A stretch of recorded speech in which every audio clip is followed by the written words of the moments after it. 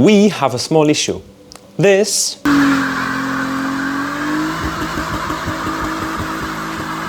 turned into this, which then turned into this.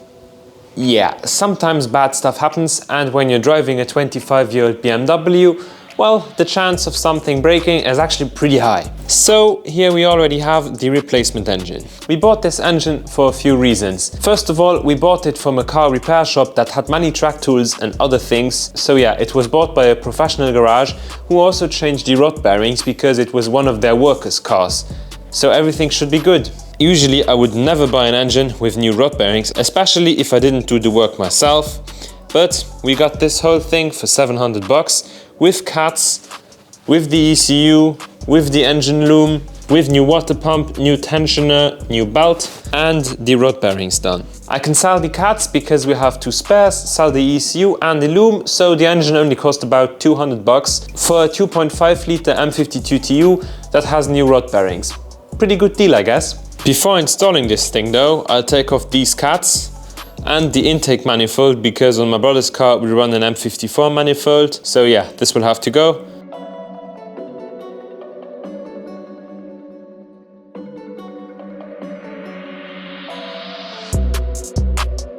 After that, we removed all the coils and plugs. The previous owner installed some NGK R-lines, so that's already good news. Furthermore, we inspected the cylinders with the endoscope camera, and cross-hatching was still visible on all 6 of them. Therefore, we decided to just install the engine and not worry too much.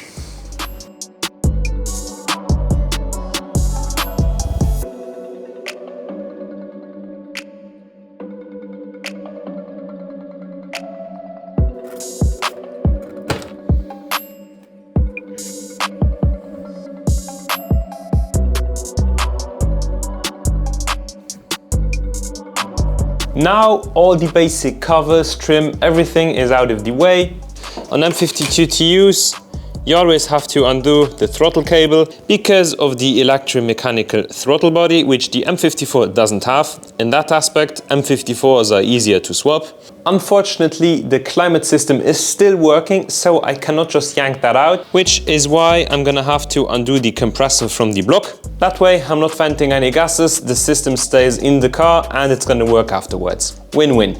I also want to remove the whole front and then pull the engine out with the gearbox without issues, but technical inspection is coming up and the headlight alignment is relevant in my country, so yeah, I'm not gonna touch it and just pull it out from the top and drop the gearbox on the floor. We'll continue with removal of all the fluids. Also, I'll take out the fuel rail, and the reason for that is you have both the arrival and return ports for the fuel rail on the rail itself, so you always have to undo 2 lines. Then you have the quick connect adapters, which are not so much quick connect. It is just very inconvenient to take this whole thing and put it in and swap everything. So I will just undo it on the old engine, have it dangle on the windshield and worry about it later.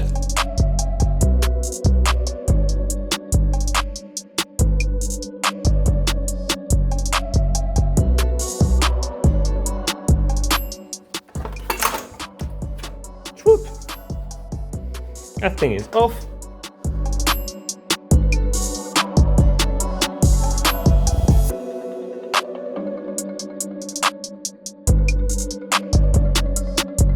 In general, working on E46s is pretty straightforward.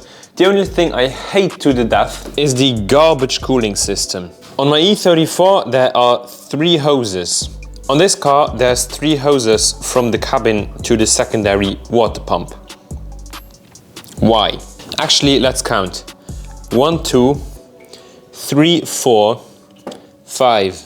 And then those from plastic, 6, 7. Why make it so complicated if it's gonna overheat anyways? In all seriousness, I really like the E46 chassis, but as you could just see me struggle in the time lapse, the cooling system ain't it.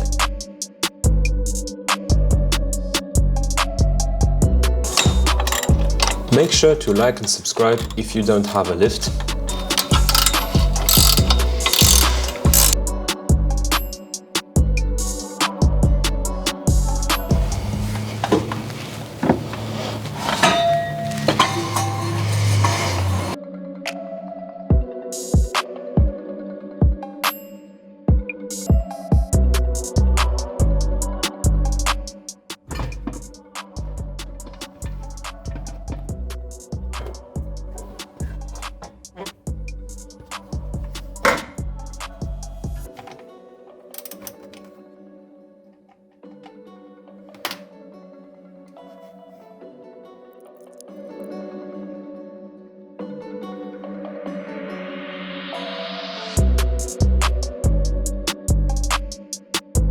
And now that this old pile of garbage is out, we can prep the new one for going in. And something the seller didn't tell us is the engine is from an E39, so the oil pan is different. I don't know if the wiring is different. So now we're gonna swap everything from the old engine to the new one.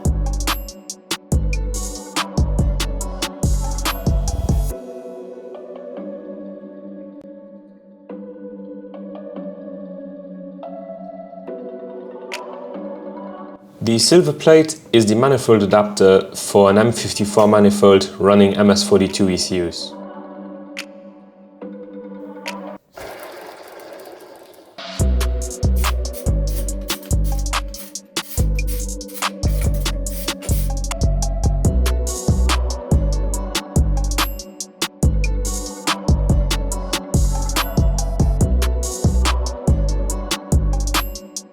So yeah, the last hour was quite eventful. We had to transfer the alternator because the old one made a lot of noise, and because the oil pan from the E46 engine is slightly different to the E39 engine, we decided to swap these as well. What I also noticed is that the oil pump and girdle setup is a lot different. Also, they said it had new rod bearings. That does appear to be true. The bolts are new. Great. Now we just have to hope that they actually torque the bolts to the correct spec, because otherwise, yeah. And yet another thing that was promised to me, yeah, the engine ran really great when it was in the donor car. No, it didn't. The throttle body was seriously caked up. There's even deposits and dirt, which already makes the engine run a tiny bit less regular. With that we have the ICV, which is not working. This is from the engine in the car, and this from the donor.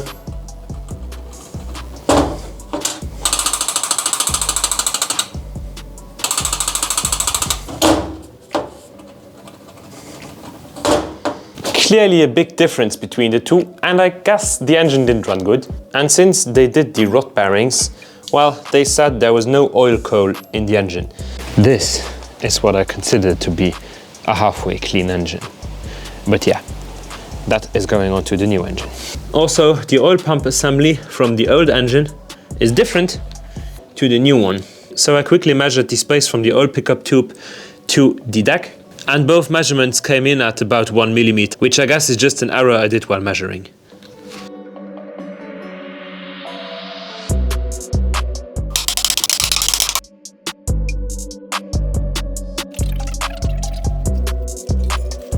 UK headers going back on.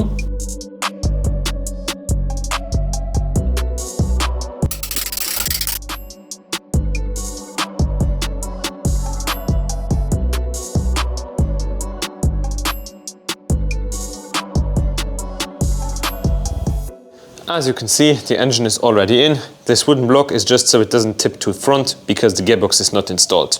And that will probably stay like that for quite some while. Why, you may ask? Well, Autodoc messed up again, big time. On the old engine we still have the clutch and flywheel combo, which I changed during the last clutch change on this car, but what we installed was a spare unit which has been used, and the noises were less loud but they were still there, so we decided to go to a single mass. This is the single mass in question, but there are no bolts. Epic. And these are some old bolts from a stock flywheel, but they don't fit because they're too long. And yeah, you need new hardware anyways. And there's also no bolts for the pressure plate. And since I do not think that it was the producer who magically forgot on their machine to put in some new bolts, I think this is a returned article to Autodoc, which they just repacked and sent it to me, and now I have to struggle with it. Because why not? At that point we were done waiting, so we just took some 12.9 grade bolts, cut them to size and installed everything, and it fit like a glove.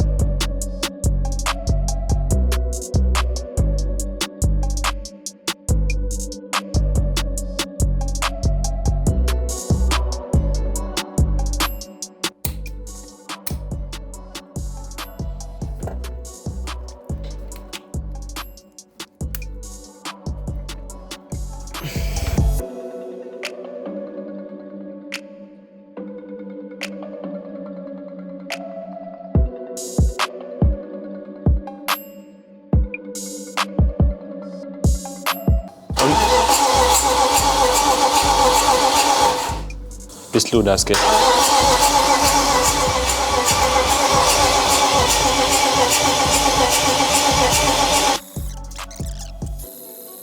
We've just spun the engine over, the oil light is off, so that's great news already. I've verified in the oil filter housing there is a lot of oil coming up, so we do have oil pressure. Furthermore, the noises that the engine makes are quite regular. Of course, it's not going to be as regular as when it just last ran, but the engine we bought hasn't been started in a few months, so everything was oil depleted, there was no oil pressure in the lifters, so yeah, that's quite normal.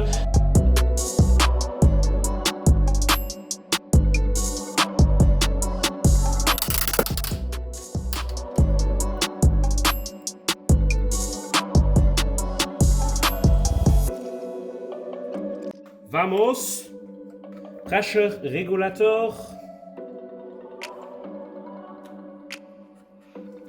intake,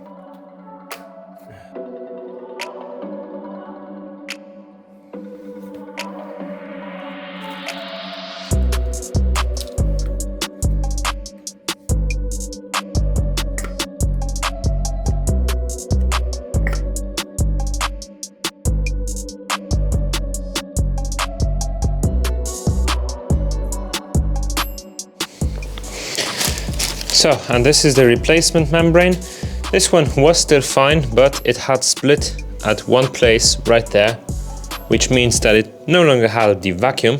And if it doesn't hold vacuum, the flap actually opens. So yeah, this diesel was no longer working because the membrane had a tiny little crack. To replace it, you can just buy replacement parts and then just pull this over. And once you have it over it correctly, you can just insert everything how it came out. So, and now everything is back together, and when I hold the DISA open, close the slot, it stays closed. Well, it's almost closed, you see? Another important thing is to keep this hole open, because that's where it actually draws the vacuum. And yeah, now this thing is repaired. Nice. Also, for those asking, I replaced the whole shaft mechanism a few years ago, so that's why I'm not going to touch it now. Now it should actually run significantly better than last time, because we have everything hooked up that the engine needs to run nice. Because on the last start, only the lambda probes were regulating the idle, so now ICV is hooked up properly. We have no more vacuum leaks. And the DISA is working. Also, we have an air mass meter hooked up. Just need to fill this thing because I don't want to destroy the hydraulic pump. The engine is back together. I just need to fill and bleed the cooling system. My brother is going to install the exhaust and all the other trim pieces that are not really necessary at the moment. And after that, we're going to put the hood back on.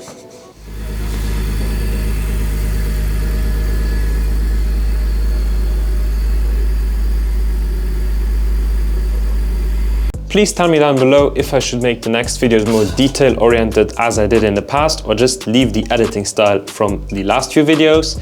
Also, a like and subscribe would be greatly appreciated, because what other small content creator swaps an engine in 4 days? Yeah, I think that deserves a follow. So thanks for watching and see you soon.